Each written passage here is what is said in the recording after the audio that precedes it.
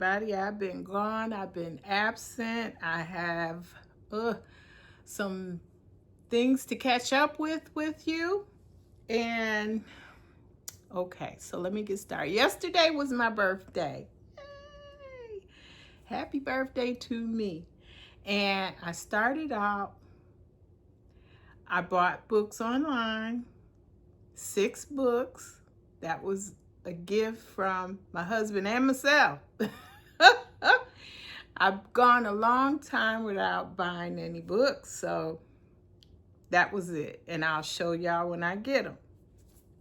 Now, I want to tell you, first of all, thank you for all my new subscribers. I really appreciate y'all. Let's see, we got Noma, Miss Tam Tam, Carol Moore, and if I have left your name out, I apologize. Those are the ones that came up and showed me they were new subscribers, and I just want to thank you all. I want to thank you. I'm not on here for 1.2K subscribers. I just want to talk to you and tell you about my books and books. Okay.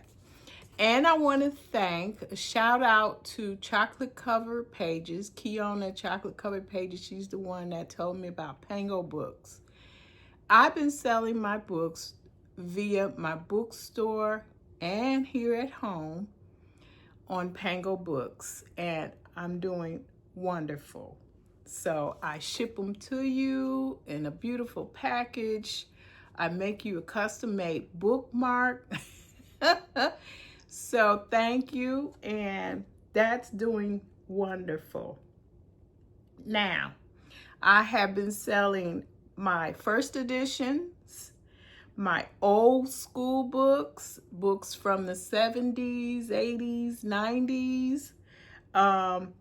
I've been selling my signed copies of books. I finally decided to let them go. Some are personalized, some are not, but I'm crowded with books. Books are everywhere. If I span this camera around, I got books stacked on the floor, on the couch, on tables.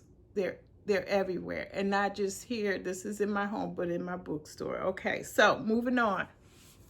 What I have read. I picked out of my TBR jar this book. Now, if you watched any of my other videos, House Girl by Michael Doncourt. I couldn't finish. Very seldom do I DNF a book, but this was definitely a DNF for me. I was listening to it in audio because I had difficulty with the dialect as I was reading, but the audio did not help much. It was, how can I put it? This may be a good book, but I got bored with it and I got confused. So I said, why am I wasting time trying to figure this book out right now? Let me move on to something else. So I DNF'd it. Sorry. Then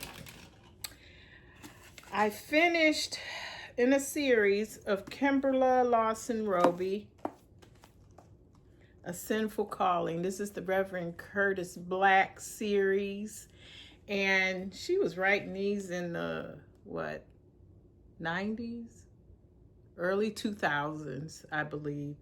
And this is book number 13 out of 15. So I finished 13. Now I just have 2 more in the series to complete. And I'll be done with the Reverend Curtis Black series. It is full of drama. I must say, I was enjoyed with the storyline. I think some in the series were a little better than this. However, it was still good. It captured my attention. And I will continue till I finish the series. So that's that. And then I'm also reading in the series by Mary Monroe, Empty Vows. Empty Vows. Okay. Mary Monroe can write some drama. This was messy. Now, I think some others in the series I enjoyed a little more. The storyline in this one was a little very interesting, came at a different angle. However, this is book number 2 out of 5 so far. I don't know if she'll be writing any more in the series, but I have all of them up to 5. And this one was published in 21, I want to say. No, the first one was published in 21. But anyway, I definitely will be reading all of her books in this series. And this was very interesting. Some says that some of the future ones in the series were the best. So I can't wait to get to that. Bent But Not Broken is the last one that I got, and I think that's number 5. So I finished this. Very good. I probably gave it a 3.5, 4 stars, maybe 3.5. But it's very, very interesting, and it's got some mystery in it, and it links all these characters into the next one. So, you know. Okay, now I'm also reading for my book group. Y'all like my case? I love it. Dream Count. And this is by Chimamanda Ngozi Adichie. Okay, so this was selected by another person in the reading group that I'm in, and I'm having difficulties getting through this. I am not very far, so I can't be too prejudiced on, you know, the story. I think I'm about 20% into the book, and I am really hating on Darnell. That's all I'm going to say. Darnell's getting on my nerves. But I'm gonna keep reading. I have to have it read by next week, next Tuesday. I don't think I will make it.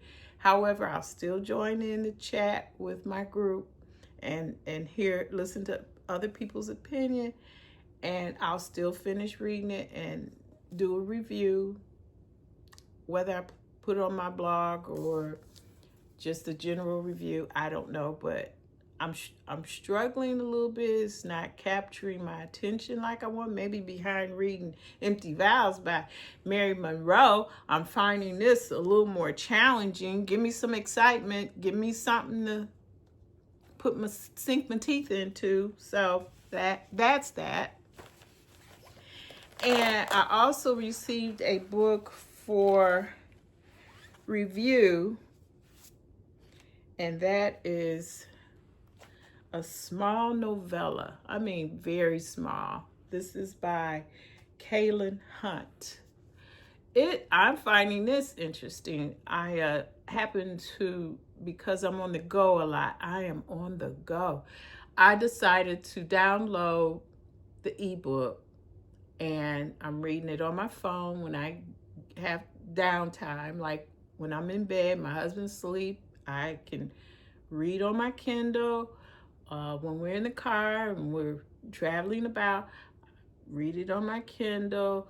And then at my bookstore, I may carry this with me, read a few pages.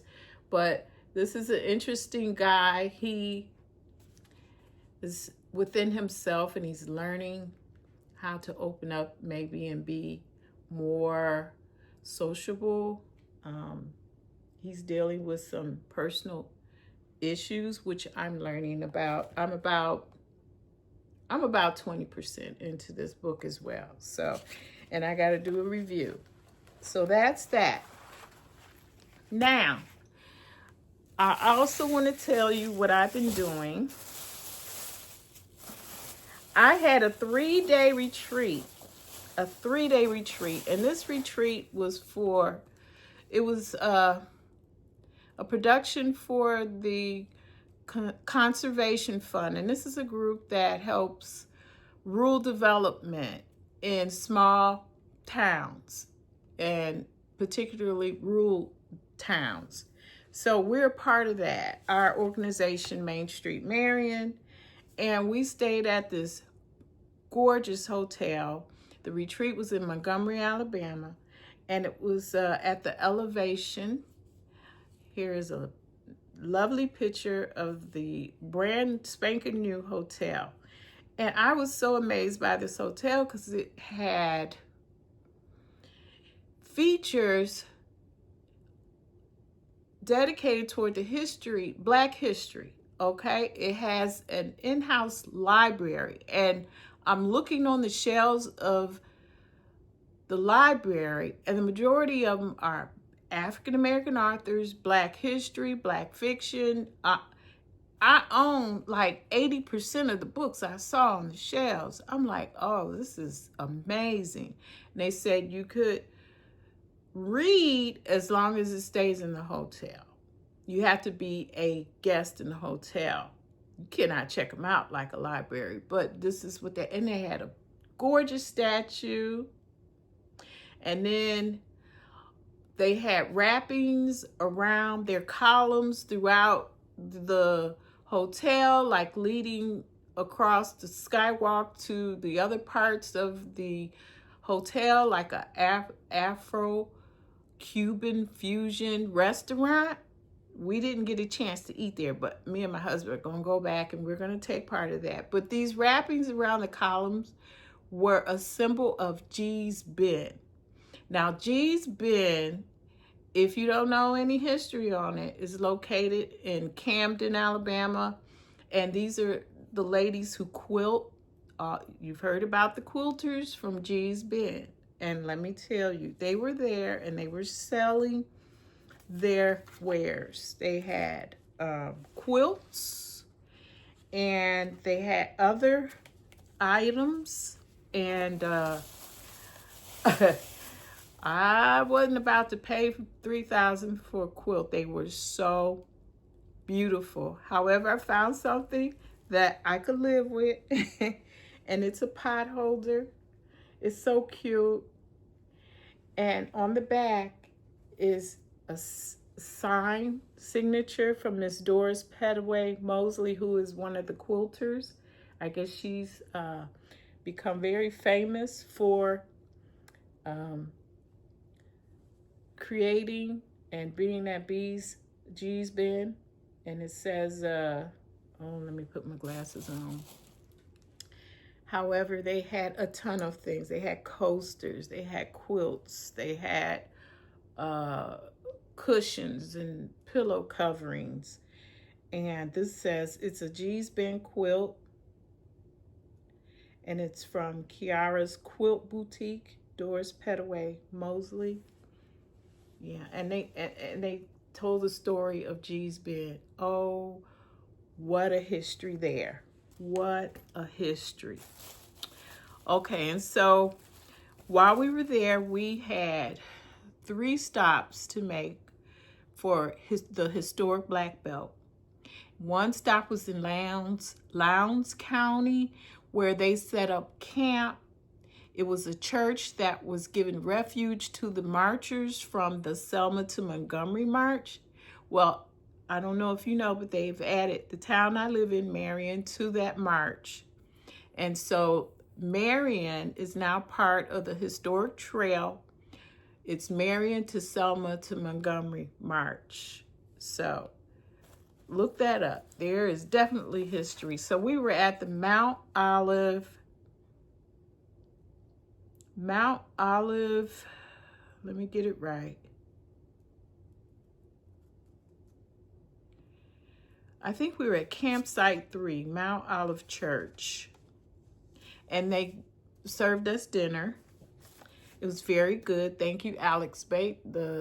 He is a barbecue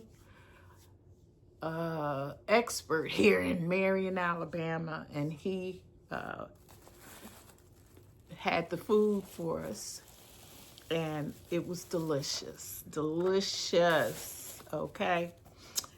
And then the next day we spent in Selma and on a bus tour, and it took us around and showed us various sites. It showed us the site where the Jackson house once resided. It is now moved to a museum in Michigan, the Henry Ford Museum.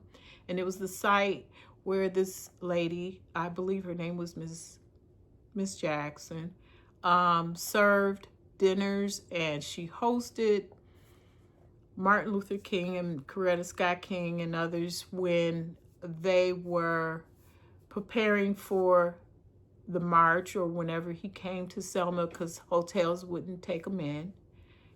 So she made her home a place for him. Then we went to a old grocery store that they had made a monument, and this grocery store was catered to the Black community.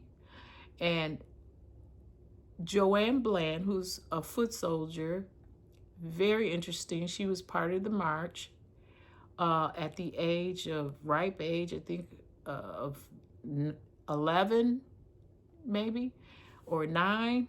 I may have that backwards, but anyway, they painted murals, and they all represented the civil rights movement, okay? And it was very interesting. Miss Barbara, I'm sorry, I can't remember her last name. She gave the tour. She was very good, and we learned a lot of history just here in the Blackbelt. Then we went and listened to someone speak about,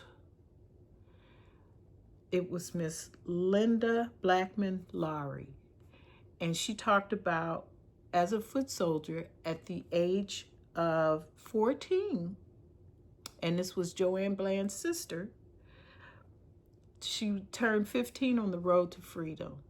Well, we listened to her, and man, was she phenomenal.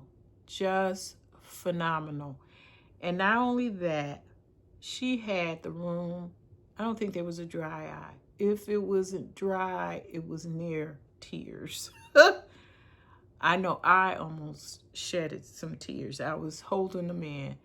She gave her account of being knocked down, unconscious, waking up in the hospital because she was attacked on the bridge as they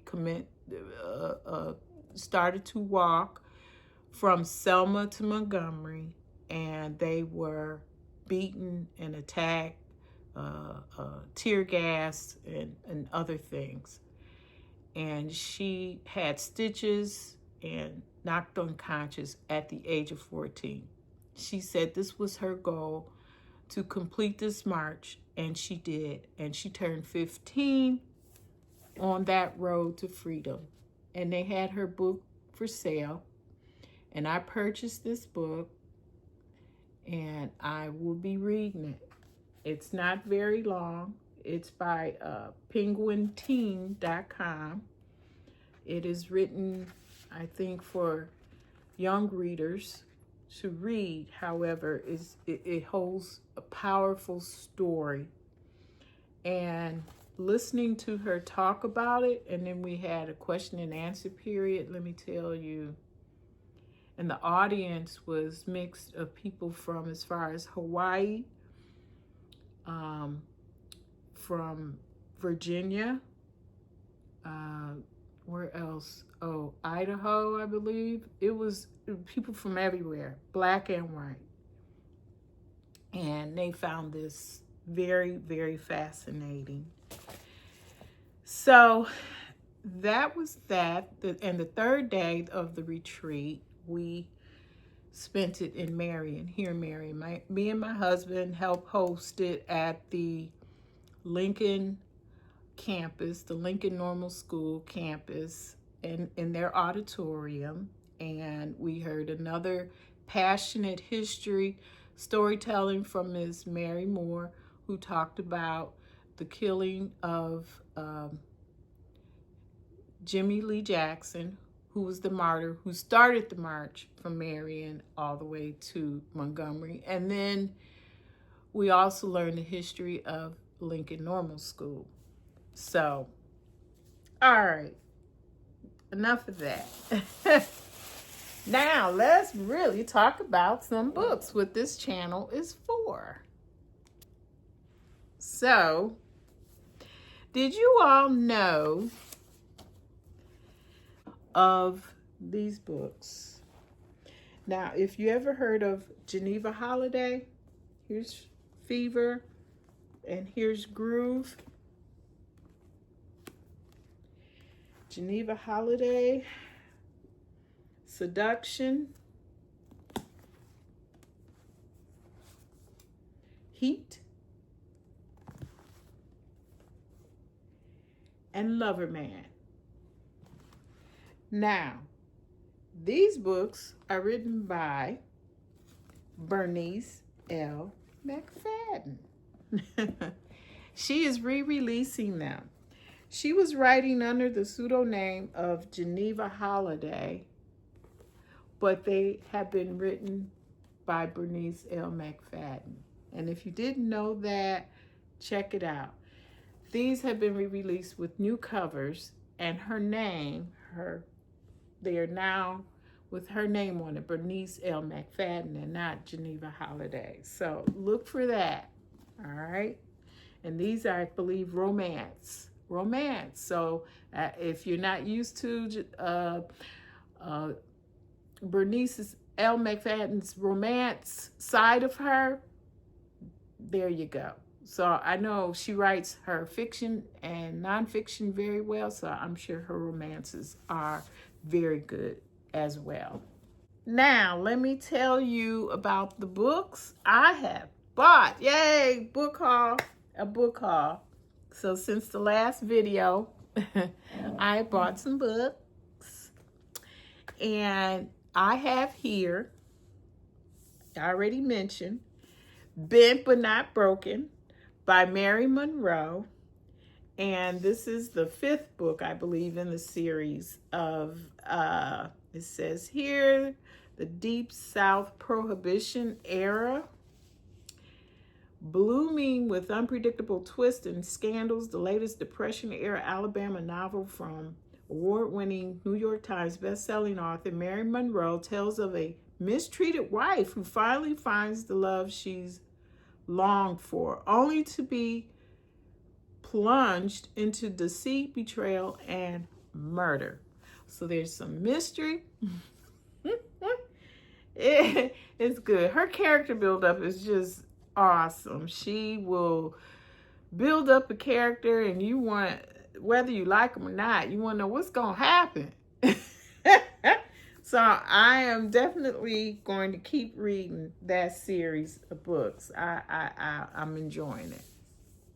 Then I got the Sable Cloak, and this is by Gail Melissa Grant. And this is a novel, and it says an eye-opening atmospheric novel set in the South. There's a theme there. All my books are in the South and Midwest during the time of Jim Crow that follows the indomitable Sable family through many heartbreaks and triumphs. So that sounds like family drama, rich, maybe some history. All right, this better be good, the Sable Cloak. Then I got a book that's just been circulating everywhere, and everybody's saying how good it is. And I just discovered that I have a signed copy, and that's Zeal by Morgan Jerkins. A signed copy. So I knew it was signed because, look, they always tell you when you go to an author event, you hold the flap in to where it's the page where they're supposed to sign. And then I said, is this real? You go to the next page and you can see the imprint of the pen or the marker that they use to sign. So it is definitely a real signature. And this is a New York Times best-selling author of This Will Be My Undoing and Call Baby. I have Call Baby. I have not read it yet. And it returns with an epic, multi-generational novel that illuminates the legacy of slavery and the power of romantic love. And it's set in Harlem in 2019, I believe. Okay. But I have heard nothing but good things about this book. And it's praised by Kesey Lehman, Jason Reynolds, and Bridget M. Davis. So, Zeal. Looking forward to reading that soon. So now we're into October. This is, Halloween, and we got to have that mystery, horror, paranormal, ghost type feel for our reading, So then I decided, well, let me get this one. And this is Lone Woman by Victor Lavalle. Okay? Victor Lavalle. He's been writing for a while. I just love this cover. It looks so ominous. It looks so ominous. It looks just like it's perfect reading for October. And if I'm correct, I think I looked this up. I believe this is a signed copy as well. I'm like, ooh, I'm hitting the jackpot. Now, I got this book off of Pango Books. So it is in perfect condition. I think it was brand new, and they packed it well. I love the transaction I had. Anyway, it says it's a woman with a past, a mysterious trunk, a town on the edge of nowhere, and a bracing new vision of the American West from the award-winning author of The Changeling. So the year is 1915. Ooh. This sounds like this is definitely should be a read that I do for October, probably November now. We'll see. Then I also ordered off of Pango Books Pomegranate by Helen Elaine Lee. And I said, wait a minute, that name sounds familiar. And I'm like, okay, I have to check my shelves. So I get so many books. I have 2 other books by Helen Elaine Lee, and that is Watermarked. And this is a much older one, I think, The Serpent's Gift by Helen Elaine Lee. And I need to read them. They've been sitting on my shelf again. Have not read them. And so, Pomegranate, it says, prepared to be challenged and changed. And that is by Tayari Jones. Let's see, is it autographed and I not know it? I doubt it. Let me check. Nope, not autographed. But it says here, Renita Atwater is wrapping up her 4-year sentence for opioid possession at Oak Hills Correctional Center near Boston. When 3 years of sobriety, she is determined to stay clean and regain custody of her 2 children from her aunts, who have been raising them. My name is Renita, and I am an addict, she has said again and again at NA meetings. But who else is she? Who might she choose to become? She is gaining her freedom, but she is leaving behind the group of women who have helped to get her through. And she is losing her lover, Maxine, who has inspired her to imagine herself in the world differently. I'm going to stop there. So, maybe some LGBTQ. I am not so sure, but this just looks interesting. I want to know about the pomegranate. How does that fit into the story? So, if you've read any of these, let me know. And before I go, I'm going to pick another book from my TBR jar since I DNF'd House Girl. And oh God, I'm sipping on some apple cider because it's fall. TBR. Here we go. Here we go. It might be a book already, so let's find out. Okay, TBR. Digging down in there, digging. Oh, come on. Now I can't get my finger out. All right, what we get? Okay, we got Blackbelt. Blackbelt. I believe that's what it says. I'll show a picture over here on my shoulder. But that is my pick for my TBR jar. When I'll get it read, I'll work on it. But thank you all for watching. I know this has been a while. I will come back to you with my birthday book haul. When I receive my books, I'll try to make it short and show you what I got. And keep reading, keep enjoying your reading journeys, and talk to me down in the comments. Let's talk. All right. Bye, y'all.